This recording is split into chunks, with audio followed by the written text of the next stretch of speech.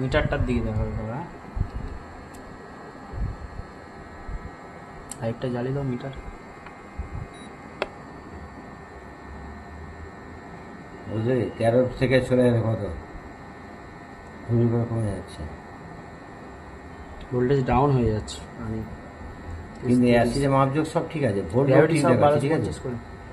ওই 10 মিনিট জ্বলার পরে পুরো জিরো হয়ে যায়, 10 মিনিট জ্বলার পরে বন্ধ হয়ে যাচ্ছে ঘরের লাইট।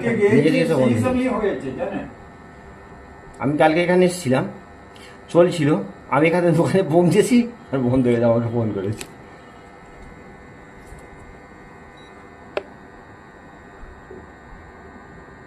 দেখছিস হুড়ু করে কমে যাচ্ছে।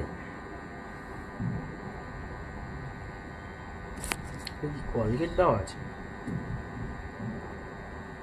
দেওয়া আছে পিন। 1200।